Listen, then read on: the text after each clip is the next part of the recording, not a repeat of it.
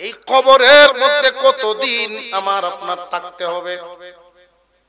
আল্লাহর পয়গম্বর বলেন সর্বশেষ যেই ব্যক্তি মারা যাবে ওই ব্যক্তিও 40,000 বছর কবরে থাকবে। এই কবরের জগৎটা কেমন হবে? কারোর জন্য সুখের, কারোর জন্য দুঃখের। আল কবরু রাউযাতুম মির রিয়াজিল জান্নাহ আও হুফরাতুম মিন হুফারিন নার। কারোর জন্য সুখের, কারোর জন্য দুঃখের, কারোর জন্য জান্নাতের বাগান, কারোর জন্য জাহান্নামের গাড়া। এমন কেন, কিভাবে হবে? অথচ এক গুরুস্থানে সবাই। প্রশ্ন জাগে, অবশ্যই বুঝার তো দরকার। খুব ভালো করে মনে রাখবেন, একই ঘরে একটা রুমের ভিতরে দুইজন মানুষ ঘুমাইছে। অসুবিধা হইতেছে না তো? একই রুমে দুইজন ঘুমে, একজন স্বপ্নে দেখতেছেন সাপে তারে দৌড়ায়, বাঘে দৌড়াইতেছে, দৌড়ে ফেলে ফেলে জান ছেড়ে ধরতেছে, শরীর তার ঘামতেছে। এই লোকটা যে ঘুমে দেখনেওয়ালা দেখলে মনে করবে যে ঘুমাইতেছে, আসলে কি সে সুখে না দুঃখে আছে? পক্ষান্তরে তার পাশে আর একজন শুয়ে আছে, সে স্বপ্নে দেখে বিবির হাত ধরিয়া, বিবির হাত ধরে ফুল বাগানে ঢুকছে। ফলের গাছ আছে, আঙ্গুর চিড়ে, আপেল চিড়ে, এইগুলো নিয়ে যখন এক জায়গায় বসছে, বিবি শরবতের গ্লাস নিয়ে দাঁড়ায় রয়েছে। তার স্বপ্নটা কেমন? সে যে ঘুমায় রয়েছে দুঃখে না সুখে?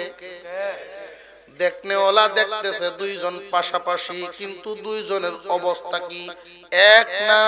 আসমান জমিন ব্যবধান। ঠিক তেমনি ভাবে কবরের জগৎ, এই জগৎটা কেমন করে বানাইছেন একমাত্র আল্লাহই জানেন। তোমার আমলের উপরে নির্ভর করবে কেমনে ঘুম পাড়াইবেন, কেমনে থাকবা। কবরের প্রশ্ন হবে, উত্তর কি হবে আল্লাহ গোপন রাখেন নাই, প্রকাশ করে দিয়েছেন। মার রাব্বুকা প্রথম প্রশ্ন হবে। নেককারের কবরে মুনকার নাকির আসবেন যুবকের সুরতে, খুব সুন্দর চেহারার অধিকারী, দাড়িতে মুক্তা ভরা, সাদা পোশাক পরিহিত অবস্থায় কবরের ভিতরে ঢুকবে। তার কাছে এসে জিজ্ঞাসা করবে মার রব্বুকা, তোমার রব কে? উত্তর হবে রব্বি আল্লাহ, আমার রব আল্লাহ। আপনার আবার রব কে? জবান খুলে উচ্চারণ করে বলেন কে?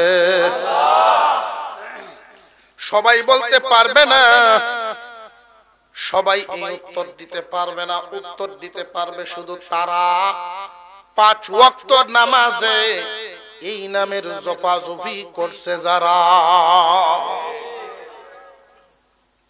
খুব তাত্ত্বিক কথা, খুব ভালো করে মনে রাখবেন। আমরা যখন মার গর্ভে ছিলাম, ওই যে বলছিলাম কোথায় ছিলাম, এখন আছি কোথায় যাব, ওইটাও জায়গাটা মনে রাখতে হবে। কোথায় ছিলাম? রুহের জগৎ থেকে মার গর্ভে। মার গর্ভে আমাদের হালত ছিল 3টা।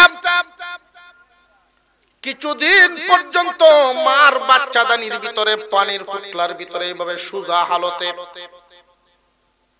যেইভাবে একজন মানুষ দাঁড়াইলে সোজা অবস্থায় থাকে, ওই অবস্থায় বডিটা যখন তৈরি হয়ে যায়, এরপরে তুমি আস্তে আস্তে বড় হইতে থাকো। মার বাচ্চাদানির ভিতরে মানুষটার বাঁকা হালত তৈরি হয়ে যায়। বাঁকা অবস্থায় মানুষটা মার পেটে থাকে। দুনিয়াতে যখন ভূমিষ্ঠ হয়, সেজদার হালতে দুনিয়াতে ভূমিষ্ঠ হইয়া যায়। হালত কয়টা? সুজা, রুকু, সেজদা, এই 3 হালতে মানুষ এই নামের জপাজপি করতে হবে নামাজের মধ্যে। সুজা অবস্থাও রবের নাম, রুকু অবস্থাও রবের নাম, সেজদা অবস্থাও রবের নাম দেখেন নামাজে আছে না নাই? সুজা অবস্থাও রবের নামের জফাজফি আলহামদুলিল্লাহি রাব্বিল আলামিন, রবের নাম আছে না নাই? আবার রুকুতে গেলে ওইখানে গিয়েও দেখেন রবের নাম সুবহানা রাব্বিয়াল আযীম, ওইখানেও রবের নাম। আবার যখন সেজদায় চলে গেলেন ওইখানেও গিয়ে পাবেন সুবহানা রাব্বিয়াল আ'লা, আছে না নাই? বালেগ হওয়ার পর থেকে মরা পর্যন্ত 5 ওয়াক্ত নামাজে এই নামের জফাজফি করবে যারা, উত্তর দিতে পারবে তারা। গাছের তলে বইয়া এই নামের জফাজফি করলে কাজ হবে না, জায়গা মতো জপতে হবে, নইলে কাজ হবে না। এই জন্য বান্দা যেখানে যে হালতেই থাকো না কেন নামাজ ছাড়া যাবে না, নামাজ ছাড়া যাবে না।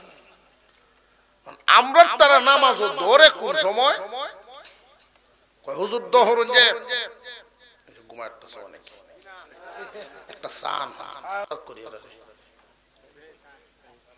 দোয়া চাই আমরা, হুজুর দোয়া রাখবেন। সব সাইডে দিছি, সব সাইডে দিছি, সব সাইডে দিছি দহরুন যে এখন কিতা করুন তে কই আল্লাহ বিল্লাহ করি, আল্লাহ বিল্লাহ করে মসজিদ আল্লাহ বিল্লাহ করে সব সাইডে দিছি। আগে যাইতাম কি রস্তি দেখতাম, এখন আর যাই না। গেলে খেতে রাইলে গেলে ফিসলারে হরিয়া লাগে, যদি হরে তার উত্তর না তখন ফুলা মানে কয় আব্বা আপনি আর আরো জানি না, জান লাগতো না, হাত পাও ভাঙ বগার দি পরে আরো দুঃখ দুর্দশা লাগবো, আপনি আরো জানি না। আসলে কি গিরস্তি উনি ছাড়ছে না, উনারে গিরস্তি ছেড়ে দিছে।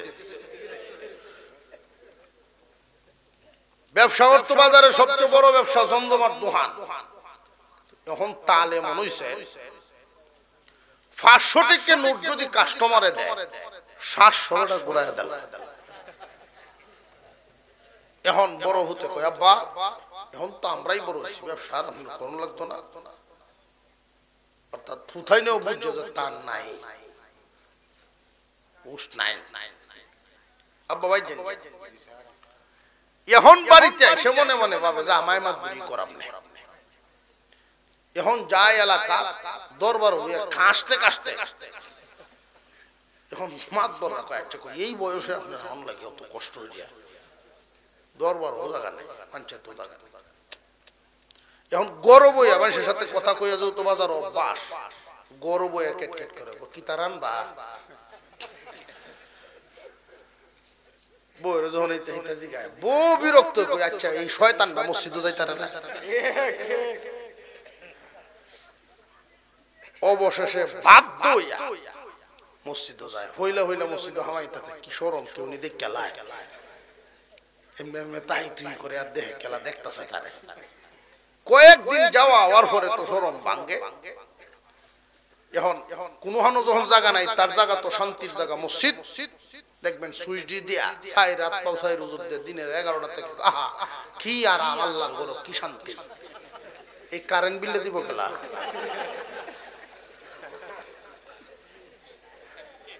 নামাজি মুসল্লিদের জন্য কারেন্ট বিল মসজিদ কমিটি বাজেট করছে, নামাজিদের জন্য ফ্যানের আরাম বাজেট করছে।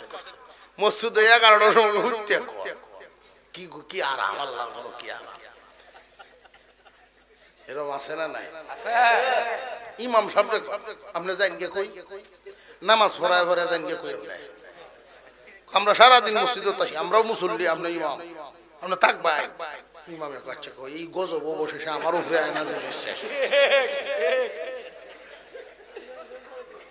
ইমামের পিছে লাগছে। এরকম অনেক আছে সারা জিন্দেগি খাটাইছে বাহিরে, এখন গিয়ে হামাইছে ভিতরে, ইমামের পিছে লাগিয়ে আছে না নাই? এরকম দেখবেন দান বাক্সত মাঝে মাঝে সিরা টেহা পাওয়া যায়। এই সিরা টেহাডি কোন জিনে দেয় না মানছে, এটা হইলো কোন দুহানো যখন চলে না আল্লাহরে দেখছে। এই মানুষগুলোর একই হালত, কোন হানুধন চলে না, জিন্দিগির এই অংশটা আল্লাহরে দেখছে। সময় মতো দেওয়ান, সময় মতো। যুবক যদি সেজদা দেয়, নাকের গরম শ্বাস আল্লাহর কুদরতি পায়ে লাগে। আল্লাহ ডাক দিয়া বলেন, যুবক কি চাও, কি চাও? ফেরেশতারা রে যুবক আমারে সেজদা দিছে, বলো তো কেন?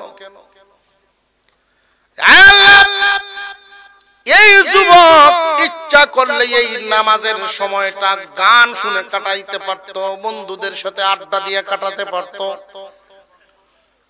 যে কোন আকাম কুকামের মধ্যে লাগায় দিতে পারত, মনের চাহিদা পূরণ করতে পারত। কিন্তু আপনার ভয়ে, আপনার হুকুম পালনের জন্য সেজদায় লুটায় পড়ছে। আপনাকে খুশি করে জান্নাত পাবে বলে সেজদা দিয়েছে। বান্দা যখন সেজদা দেয়, রে ফেরেশতারা কেন সেজদা দিল আমার বান্দায়? ফেরেশতারা জানায় দেয় সে যে ভুল করেছিল, গুনাহ করেছিল, জাহান্নামের ভয়ে জান্নাতের আশায়। যুবক যখন সেজদা দেয়, আল্লাহ খুশি হয়ে বলেন, আমার বান্দা আমার অতি নিকটে আসার কারণে আমি তার গুনাহ মাফ করে দিলাম। যুবক যদি এশার নামাজ পড়ে, সারা রাত ঘুমায়া যায়, আর ফজরের সময় উঠে আবার ফজরের নামাজটুকু পড়ে, বিশেষ করে জামাতে যদি শামিল হয়, সারা রাত নফল নামাজ পড়ার সওয়াব তার আমলনামায় দেওয়া হয়। একজন বুড়া মানুষ সারা রাত নফল নামাজ পড়লে যেই সওয়াব, যুবক এশার নামাজ আর ফজরের জামাত যদি আদায় করে কি সমান সমান। কারণ বুড়া এমন কোন কাজ করতে পারবে না যেটা গুনার কাম কয়টা করতে পারবে। বুড়া কয় আমি এখন ছুরি সাইডে দিছি, সাল্লাইন কেড়ে ছুরি, এটা তো খুব কঠিন এক বিদ্যা। সাল্লাইন কেড়ে কয় 35 বছর করছি, এখন সাইডে দিছি, দলে আমারে নেয় না। ও নেয় না দেখে সাইডে দিছে, নেয় না কেন? কয় আমার কাশ উঠে, ছুরিত গেলে কাশ উঠে, এখন দলে আর নেয় না। আহা ছুরি কি বেটা ছাড়ছে না, ছুরি হেরে ছাড়ছে।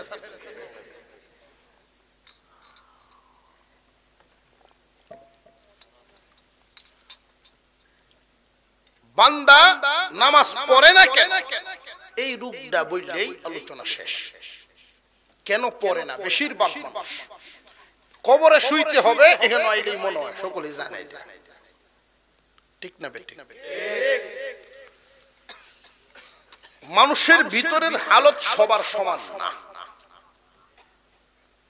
সবার ঘরের লাইটের হালত, সব লাইটের পাওয়ার যেমন সমান না, মানুষের ঈমানের পাওয়ারও সবার সমান না। আল্লাহর রাসূল এক হাদিসের মধ্যে বলেন, قال النبي صلى الله عليه وسلم إن الذي ليس في جوفه شيء من القرآن كالبيت الخريب। আল্লাহর রাসূল বলেন, যার ভিতরে কোরআনের কোনো অংশ নাই, তার ভিতরটা বিরান ঘরের মতো। বিরান ঘর এমন ঘরকে বলা হয় যেখানে ঘর আছে ঠিক মানুষ থাকে না, ঘর আছে মানুষ নাই, এমন হালতে এই ঘরে বিভিন্ন ধরনের প্রাণীরা বসবাস করবনি না, করতো না। মাকড়সায় জাল বানাইব, টিকটিকির বাসা হইব, ঠিক না বেঠিক? ঠিক তেমনি ভাবে একজন মানুষের ভিতরে যখন কোরআন নামক নূর না ঢুকানো হয়, তার ভিতরে শয়তান বসবাস করে, বিরাজ করে। চতুর্মুখী যে ষড়যন্ত্র আমরা দেখতেছি, লক্ষ্য করে দেখেন, অমুসলিমরা যত ষড়যন্ত্র করে মুসলমানদের বিরুদ্ধে ষড়যন্ত্র কি একমুখী না বহুমুখী? মুসলমানদের বিরুদ্ধে বহুমুখী ষড়যন্ত্র চলতেছে, তবে সব ষড়যন্ত্রের লক্ষ্য উদ্দেশ্য একটাই। লক্ষ্য উদ্দেশ্য কিন্তু একটাই। এটা তলবাউসী সন্তোষপুরবাসীকে আমি শোনায় যাই। লক্ষ্য উদ্দেশ্য একটাই, মুসলমানের সন্তান যেন কোরআন পড়তে না পারে, কোরআন থেকে দূরে সরায় রাখা। মুসলমানদেরকে যদি তারা কোরআন থেকে দূরে সরায় রাখতে পারে, তারা সফল, মুসলমান বিফল। কারণ মুসলমানরা উন্নতি লাভই করবে কোরআনের মাধ্যমে।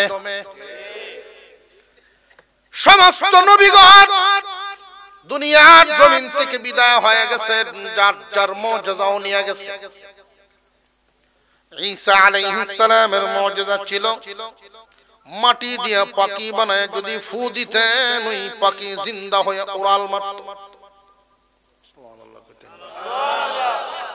আপনারা ভাবে বুঝা যায় হুজুর আউরো আমরাও বানাই, ফু দিই উড়ে। কোন গুরুস্থানের পাশে দাঁড়ায়া আল্লাহর পয়গম্বর যদি কুম বিইذনিল্লাহ বলতেন, সাথে সাথে মুর্দা জিন্দা হয়ে দাঁড়ায় যাইতেন। ঈসা আলাইহিস সালাম বিদায় হয়ে গেছেন, ওনার মুজিজাও বিদায়। মুসা আলাইহিস সালাম হাতের লাঠি জমিনে ফেলাইতেন, অজগর সাপ, বিশাল আকারের সাপ হয়ে যেত।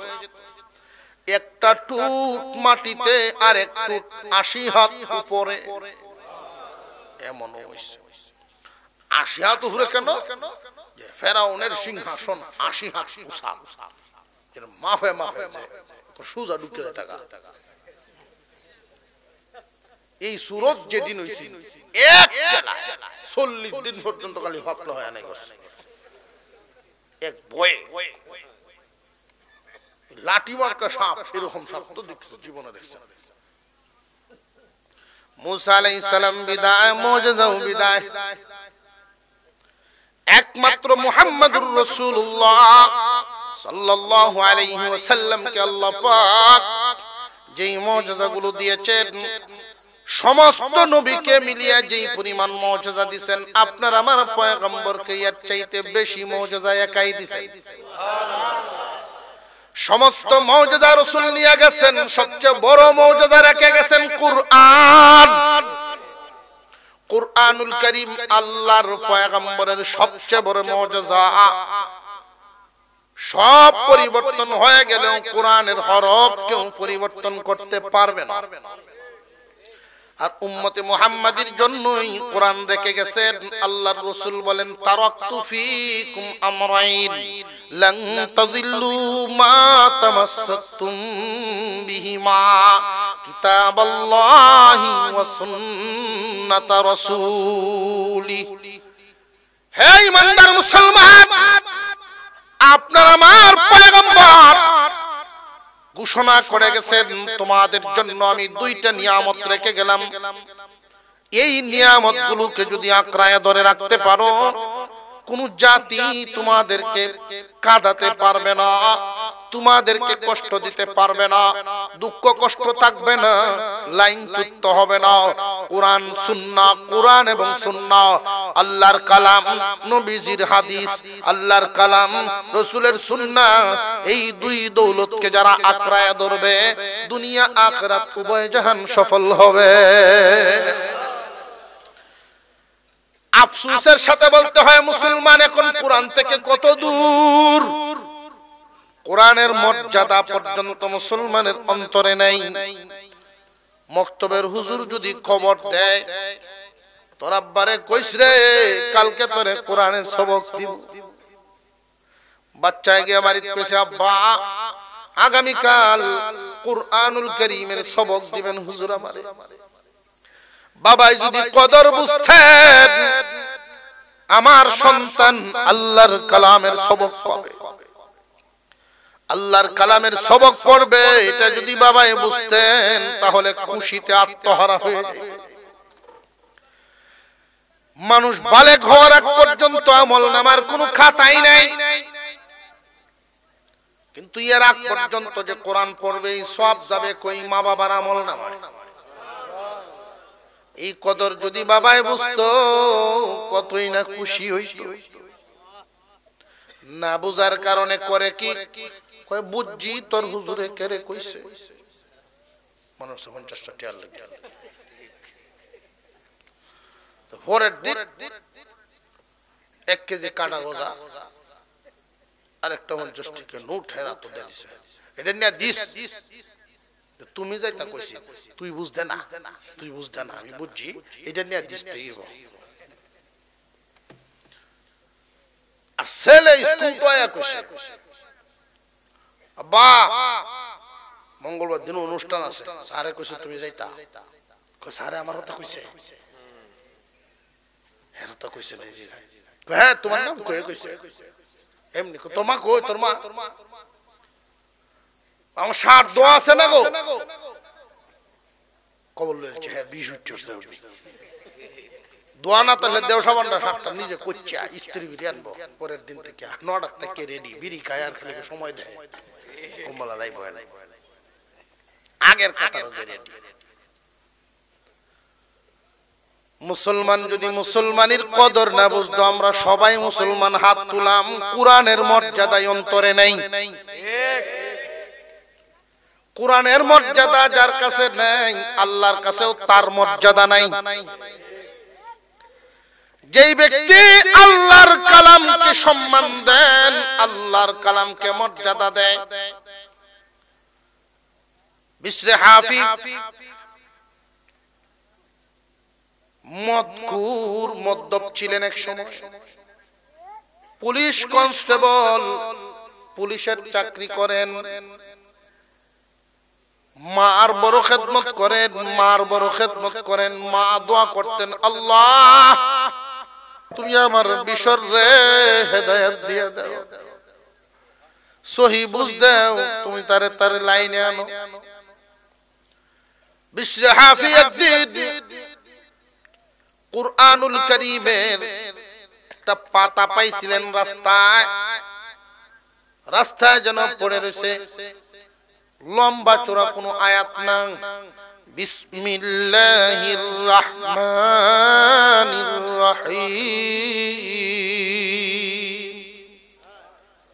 কুরআনুল কারীমের একখান আয়াত।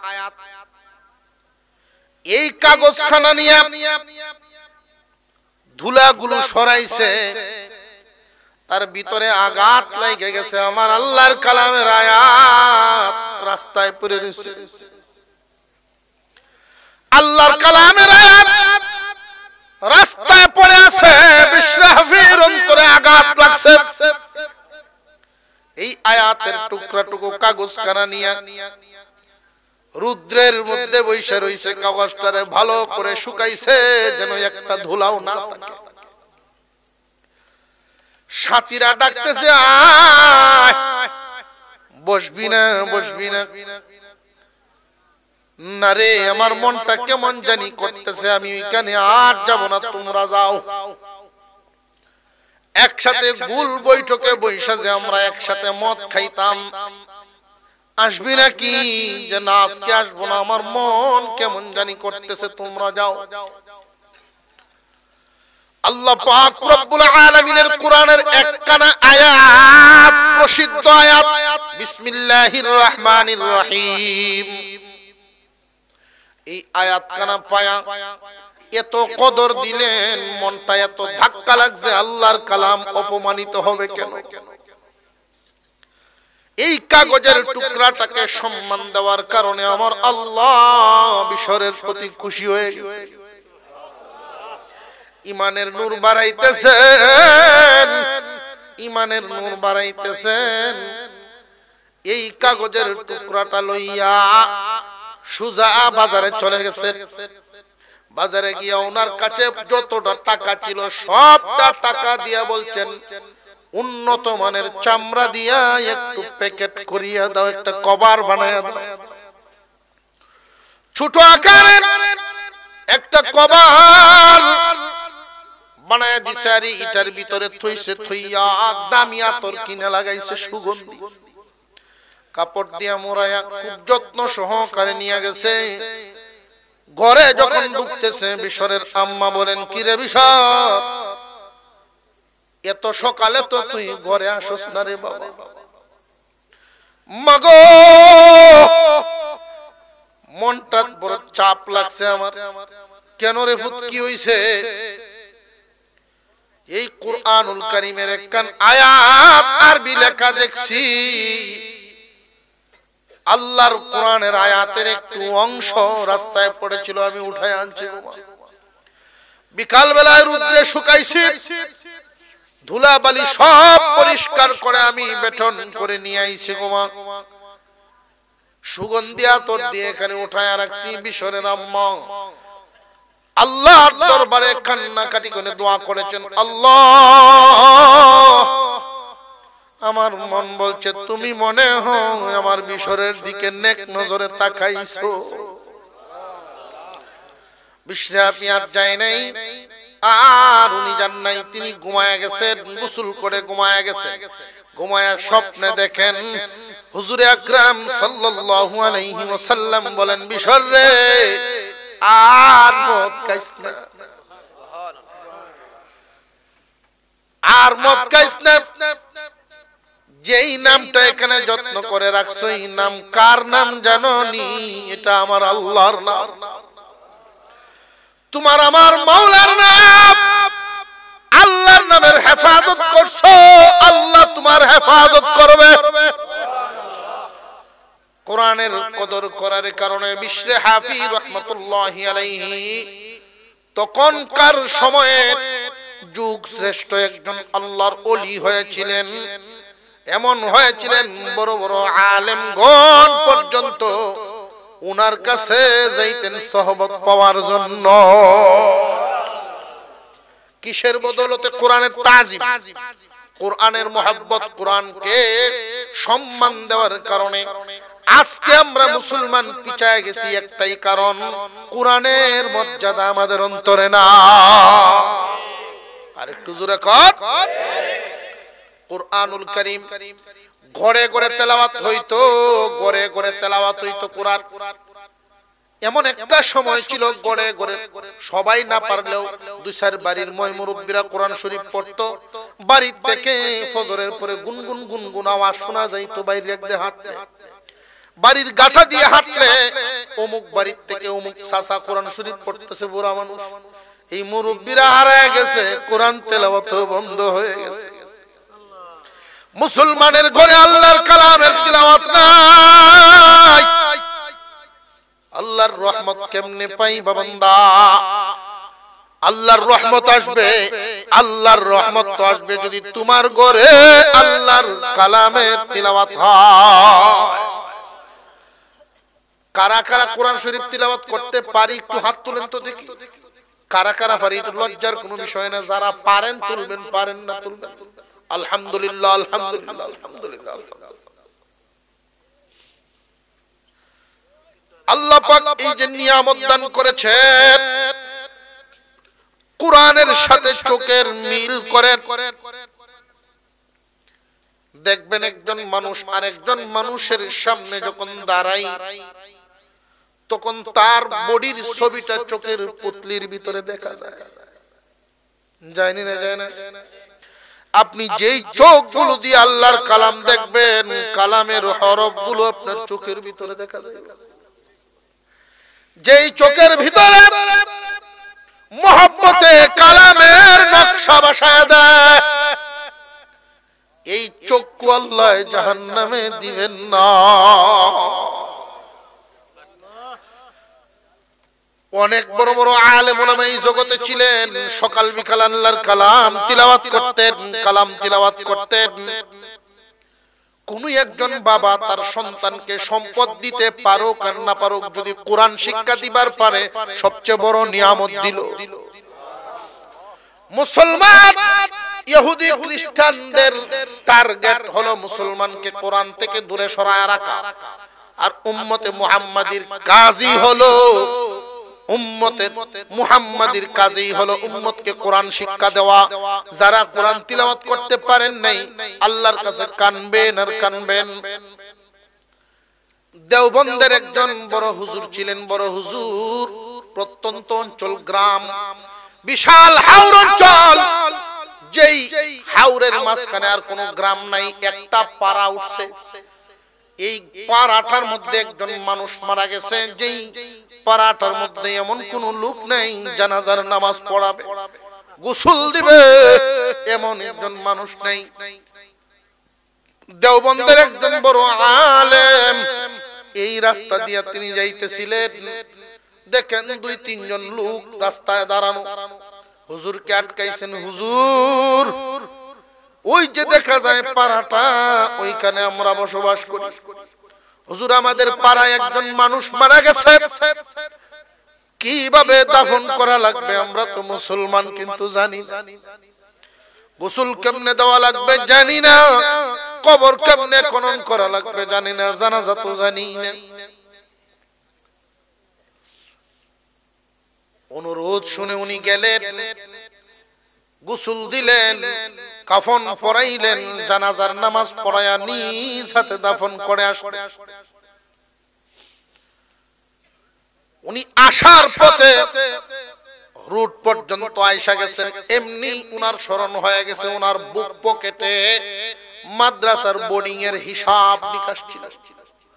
বুক পকেটের ছোট্ট একটা ডায়েরিতে ছিল এই মাদ্রাসার বোর্ডিং এর গুরুত্বপূর্ণ হিসাব তথ্যাদি। আবার দৌড়ায় গেলেন, কোথায় পড়লো কোথায় পড়লো কোথায় পড়লো। হঠাৎ সব খোঁজাখুঁজির পর উনার স্মরণ হয়ে গেছে, আমি যখন নিচের দিকে দিয়া লাশ দাফন করতেছিলাম কবরের ভিতরেই হয়তো পড়ে গেছে। উনি অনুমতি নিলেন। গোষ্ঠীর মানুষ, হাজিরানে মুরব্বীরা বলতেছেন, হুজুর, ফতোয়া তো আমরা জানি না, দাফন করার পরে কি আবার লাশ উঠানো যায় কি? এটা আপনি যদি মনে করেন মাসালায় আছে তাহলে করেন, কোনো সমস্যা নাই। মাটি সরাইলেন, সামান্য একটু মাটি সরায়া যখন হাতটা ঢুকাইলেন, অনুমান করলেন ডায়েরিটা হাতে কোন জায়গায় পড়তে পারে অনুমান করে ধরলেন। যেই মাত্র ডায়েরিটা টান দিয়ে উপরের দিকে আনেন, এমনি হাতের মধ্যে বাজছে, মনে হয় যেন আঙ্গুরের এক সরা। এত সুঘ্রাণ, যেই আতরের সুঘ্রাণ ওনার জিন্দেগিতে কোনদিন নাকে পান নাই। দাফন কইরা রাইকা দিয়া হাত মুখ ধুইয়া, হুজুর এখন তো আর আসেন না, ঢুকরায় কাঁদতেছেন। মানুষ ভিড় করতে, হুজুর কি হইছে, কবরে কোন খারাপ হালত দেখছেন কি? লোকটা তো খুব ভালো মানুষ ছিল, জেনে শুনে কারোর কোনো ক্ষতি করতো না, কারোর সমালোচনা করতো না, কারোর পিছনে পড়তো না, লোকটা ভালো মানুষ ছিল। কাঁদতেছে আর বলতেছে, খারাপ দেখি না, এত ভালো দেখছি, ভাবতেছি আমি হাদিস পড়াই, আমার হালত কি এমন হইব কিনা ভাবতেছি। যার কবর ভালো তার হাসর ভালো, যার হাসর ভালো ফুলসিরাত ভালো, তার ঠিকানা হয় জান্নাত। উনি কি কোনো আলেম ছিলেন না? হুজুর, উনি আলেম ছিলেন না, মানুষটা মূর্খ ছিলেন। বাংলা আরবি কোন অক্ষরে উনি চিনতেন না, তবে সে নীতিবান মানুষ ছিলেন, ভালো মানুষই ছিলেন। আমি কি উনার বিবির সাথে একটু কথা বলতে পারি পর্দার আড়াল থেকে? কারণ হুজুর মনে করেছেন কোন মানুষের সিক্রেট, কোন ব্যক্তিগত বিষয় হয়তো কাছের বন্ধু না হয় বিবি ছাড়া আর কেউ ভালো জানবে না। উনি ঘরের দরজার বাহির থেকে পর্দার আড়াল থেকে জিজ্ঞাসা করেন, বোন গো, ও বোন, আপনার স্বামীর এমন কি আমল ছিল তার কবরে এত মর্যাদা, সুগন্ধে সুশোভিত তার কবর, কি ছিল আমল? এমন কোন বিশেষ আমল আমারে শোনান যে আমার স্বামী তো তেমন কোন আমল জানতেন না, উনি শিক্ষিত ছিলেন না। তবে একদিন আজ থেকে 1 বছর আগে ওয়াজ শুনতে গিয়েছিলেন, বড় এক মাদ্রাসার মাহফিলে গিয়েছিলেন। আলেমদের বয়ান শোনার পর থেকে উনি আইসা একটা আমল করতেন, সকাল বিকাল একটা আমল করতেন। ওই যে দেখা যায় উপরে তাকিয়ার মধ্যে কাপড়ে মোড়ানো একখান কিতাব, কি কিতাব এটাও মহিলায় জানেন না, মূর্খ মানুষ। ওইখানে একখান কিতাব কাপড়ে মুড়ানো, ওই কিতাব খানা উনি প্রতিদিন সকালে একবার বিকালে একবার কিছুক্ষণ এক একটা পাতা উল্টাইতেন আর লাইনে দিয়ে আঙুল উঠাইতেন, লাইন দিয়ে আঙুলটা উঠাইতেন আর বলতেন, আল্লাহ আমি তো কিচ্ছু জানি না, তবে তুমি যা বলছো সঠিক বলছো, এটা তোমার কালাম, তোমার কালাম, এটা তোমার কালাম। চোখের পানি উনি ছাড়তেন আর এই কথাগুলো বলতেন। আমি বুঝতাম না এর কারণ। হুজুর বলেন, আমি কি কিতাবখানা একটু দেখবার পারি? নামায়া যখন আনলেন কাপড় সরায়া দেন, এই জন্য উম্মতের জিল্লতি, এই জন্যই তো উম্মতের জিল্লতি।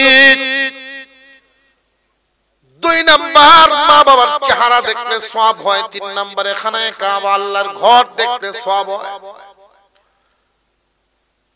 মুসলমান ইমানদার ভাইয়েরা আমার, ইহুদিদের চক্রান্ত আমাদের সন্তানদেরকে কোরআন থেকে দূরে রাখা। এই জন্য দেখবেন ব্রাক স্কুল দেয়, দেখবেন কেজি স্কুল দেয়, কিন্ডারগার্টেনের সিস্টেম করে, আর টাইমটাই এমন সময় দেয় মক্তবের সময়। মসজিদে মসজিদে যেন মক্তবে মুসলমানের বাচ্চারা কোরআন পড়তে না পারে। খুব সাবধানে, ধোঁকায় পা দেওয়া যাবে না। সন্তান যদি কোটিপতিও হয়ে যায়, সন্তান যদি বিদেশি ডিগ্রিও আনতে পারে, শিক্ষিত বানায় ফেলেন, কোরআন না শিখান, আপনার সন্তান দুনিয়ায় কয়েকদিন বাহাদুরি করতে পারবে, কিন্তু মরলেই সে জিরো হবে। আর সন্তানকে যদি সফল বানাইবার চান, আগে শিখান কোরআন, এরপরে দুনিয়ার অন্য কিছু শিখাইবেন। আল্লাহ মানুষের বাতের জন্য কাউকে মারবেন না। কোরআন শিক্ষার ব্যবস্থা করতে হবে আমাদের, আর নইলে জিল্লতি দূর হবে না। এই যে ঠিকানা কোরআন, কোরআনুল কারীম যদি শিক্ষা দেওয়া না হয়, তাহলে এই যে কোরআন, এই যে জায়গা আমাদের, এই জায়গাটার মধ্যে আমাদের শান্তি হবে না। শান্তির বস্তুটার শান্তি আনার জন্য যেটা মাধ্যম, মানুষ নামাজ পড়ে না বললাম একটু আগে, বুড়া বয়সে নামাজে লাগে। কারণটা কি? বুড়া বয়সে নামাজে লাগে না জানার কারণে। যে যেটা জানে জানায় তারে টানে, যে যেটা জানে জানায় তারে টানে। যদি জানে অবশ্যই সে নামাজ পড়বে, একবার না পড়লে আরেকবার হলেও পড়বে। কোরআন শিক্ষা থাকলে সহি শুদ্ধভাবে সূরাগুলো সে পড়বে। আমরা ছেলে হোক আর মেয়ে হোক, ছেলে মেয়েদেরকে কোরআন শিখাবো ইনশাআল্লাহ। যেন আমাদেরকে তৌফিক দেন, বলুন আমিন। আপনারা একটা বিষয় নিয়ে হয়তো মানসিকভাবে একটু কষ্ট পেয়েছেন, আমি জানি। এশার নামাজ সময়টা নিয়ে উলটপালট হয়ে গিয়েছিল। আজকের মাহফিলের যিনি আকর্ষণীয় বক্তা ছিলেন হযরত মাওলানা মুফতি নাসিরউদ্দিন আনসারী সাহেব। আমাদের সময়গুলো শিডিউল করা থাকে, জ্যামের কারণে সময় মতো উনি আসতে পারেন নাই। এরপরেও ওইখানে যাইতে, আপনাদের এখানে যে তাড়াহুড়া করেছেন, নামাজ না পড়েই বিদায় হয়ে গেছেন, উনি ওইখানে গিয়া নামাজ পড়বেন বলে, তারপরেও উনি ওইখানে যাইতে আধা ঘন্টা লেট হয়েছে। নইলে তো আরো 1 ঘন্টা লেট হইতো। কারণ আমাদের এই মাহফিলের যেমন গুরুত্ব আমাদের কাছে আছে, আরেকটা মাহফিলের গুরুত্ব আছে। সমস্যাটা দাঁড়ায় কোন জায়গায়? ওইখানে একটা জায়গার নাম হলো নোয়াখালী, দিরাই রাস্তা থেকে আসতে, ওইখানে রাস্তার কাজ চলতেছে। এমন এক জাম লাগছে, আমি নিজেও ভুক্তভোগী হয়েছি 35 মিনিট। অবশেষে গাড়ি থুইয়া হাঁটা শুরু করছি। সাকিবপুর থেকে ফোন দিতেছে যে হুজুর কখন আসতেছেন, আমরা তো নামাজের জন্য অপেক্ষা করতেছি। হ্যাঁ, এখানেও অনেক মানুষ আমারেও কইতেছে মনে হয় আর এক আধ বায়না রাখছে, বায়না বলে রাখছে কইতাছে এই, অথচ পেরেশানিতে পড়ে গেছি। হালত বোঝা লাগে। হ্যাঁ, আমি হালত যদি না বুঝি, না বুঝে কারোর ব্যাপারে আমরা কোনো কিছু বলবো না, না বুঝে এই বিষয়টা আপনারা কোনো কষ্ট নিবেন না। উনি পরিস্থিতির শিকার হয়ে বাধ্য হয়েছে, আমার কাছে জানাইছেন যে হয়তো সন্তোষ সুবাসী কষ্ট পাইতে পারে এই আচরণে, তা আমি তো বাধ্য হয়েছি। এরপরেও ওইখানে যাইতে যাইতে মানুষ ছত্রভঙ্গ হয়ে গেছে, কারণ আমরা এত আবেগী, 5 মিনিট সুযোগ পাইলেই বক্তা না থাকলে সব হয়ে যাচ্ছে। অথচ ঘন্টাকে ঘন্টা সার দোহানো সময় দিই, ফ্যান্ডুলো দিতে রাজি না। এখন আমার বয়ানের শেষ সবক আপনাদেরকে দিয়ে দিতে চাই। বিশেষ করে আজকের এই তলবাউসী সন্তোষপুর যুব সমাজ তৃতীয় মাহফিল চলতেছে, তৃতীয় মাহফিল এটা। আমি আপনাদেরকে বলবো, বছরে একটা মাহফিল করাই যথেষ্ট না, বছরে একটা মাহফিল করাই যথেষ্ট না। আপনাদের উদ্যোগে আমার বিশ্বাস এটা হবে ইনশাআল্লাহ। আপনাদের উদ্যোগে কোরআন শিক্ষার একটা ঘর বানানো, যেটা হবে মক্তব। এই মক্তব গড়ে একজন শিক্ষক রাখবেন, ভালো বেতন দিবেন, তাহলে উনি মনোযোগ দিয়ে কিভাবে ছাত্র হাজির করা যায়, মুসলমানের সন্তানকে কোরআন শিক্ষা দেওয়া যায়, উনার মাথায় যদি চিন্তা থাকে এরকম করণ লাগে। আপনি যদি পয়সা দিন 600, তো উনার চিন্তা হরণ লাগবো যে একটা গাই ভালো লাগবো, চলাম কি আপনার তার এই পেরেশান মুক্ত রাখুন লাগবো যে তোমার সংসারের বাজার সদায় কষ্টমস্ত যা লাগে 10,000 টাকা প্রতি মাসে আমরা দিব, বাজার কষ্টমস্ত এই চিন্তা তোমার কোন লাগতো না। 2 টাইম, সকালে একবার বিকালে একবার কোরআন শিক্ষার মক্তবের ব্যবস্থা করেন। এলাকায় যখন ঘরে ঘরে ছাত্ররা, তালিবে ইলমরা কোরআন শিক্ষা পেয়ে যাবে, অন্ধকার অটোমেটিক শয়তান লেজ উঠায়া পালাইতে বাধ্য হবে। সমস্ত বদ্দিনী দূর হবে কোরআনের ঘোষায়। হযরত উমরের মতো মিস্টার সুজা হয়ে গেছে কোরআনের ঘোষায়। যিনি আল্লাহর রাসূলের মাথা নিতে আসছেন, কোন নাউযুবিল্লাহ, এর চেয়ে কঠিন মানুষ আর কেউ হইতে পারে? নবীজির মাথা নিবেন, আর সেই কোরআনের ছোঁয়া পায়া নিজের মাথা দিয়ে গেলেন। আল্লাহু আকবার বলে। এই কোরআন আপনারা ব্যবস্থা করেন, কোরআনের হেফাজত আপনারা করবেন, আপনাদেরকে আল্লাহ হেফাজত করবে।